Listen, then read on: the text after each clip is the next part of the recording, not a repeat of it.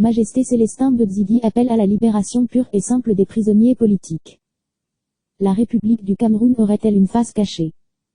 Celle d'un goulag, nom donné par Solzhenitsyn sous le régime soviétique au système des centres de détention de prisonniers politiques disséminés à travers l'immensité du territoire de l'URSS. Un goulag camé. La réponse à cette grave question pourrait, malheureusement et honteusement, être positive, si l'on s'en tient au constat objectif du réseau des prisons centrales, prisons secondaires, prisons annexes, centres de torture des services de renseignement dans lesquels des compatriotes sont embastillés depuis la marche pacifique de septembre 2020, marche par laquelle certains pensaient pouvoir exercer le droit à la liberté d'opinion que la Constitution confère à tous les citoyens de ce pays, d'autres ont été enlevés à leur domicile, soupçonnés du crime d'avoir des accointances avec les marcheurs. Ils seront pour la plupart, ensuite traduits devant la cour martiale de la République, à croire que marcher est une atteinte à la sécurité intérieure de l'État, un cas unique sur la planète Terre, ou comme dans l'œuvre majeure de Kafka, le procès, l'absurde le dispute à l'iniquité. Cette marche avait été interdite par l'autorité administrative, et la transgression de cette interdiction ne saurait ne pas prêter à conséquence, diront les contempteurs de cette mesure, soit, mais cet argument tombe sous le coup du principe de proportionnalité qui impose en droit ou en bon sens son impérium. Ainsi, transgresser l'interdiction d'une marche ne peut relever que d'un délit. Les Américains parleraient de mise de manor, qui peut donner lieu à une garde à vue de quelques heures et éventuellement à une contravention pécuniaire. Cette transgression ne peut, dans une république exemplaire,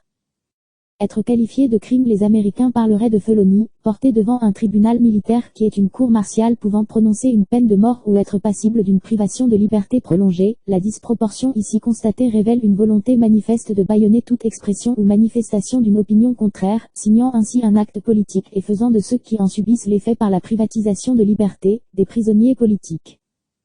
Voilà le tableau qui justifie aujourd'hui notre prise de parole, autant pour éveiller l'attention du peuple sur un crime qui est en train d'être commis sous ses yeux, que pour en appeler à la responsabilité politique et morale de celui-là à qui, des collaborateurs infligés de myopie politique à qui il a laissé choir les rênes de l'État, font croire qu'il est le bénéficiaire de telles forfaitures, le président de la République.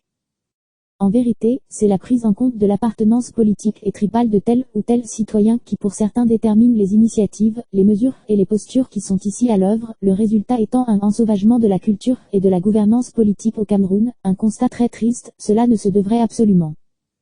Blâme partagé. Par exigence politique d'équilibre, autant nous avons fermement condamné en leur temps des comportements attentatoires au respect des autorités constituées lorsque surtout elles séjournent à l'étranger, manifestation à travers laquelle certains voyaient déjà une dérive tribaliste, autant nous dénonçons ici le contre-coup que certains individus à l'esprit retors ont voulu donner à ces événements en infligeant un traitement abusif à des citoyens dont ils ont fait prisonniers politiques dans un État qui est censé leur garantir, en guise de paquet minimum, la liberté et la sécurité. Pour certains, il ne s'agit ni plus ni moins que de la réponse du berger à la bergère, lorsque que l'appareil judiciaire peut être ravalé au rôle d'un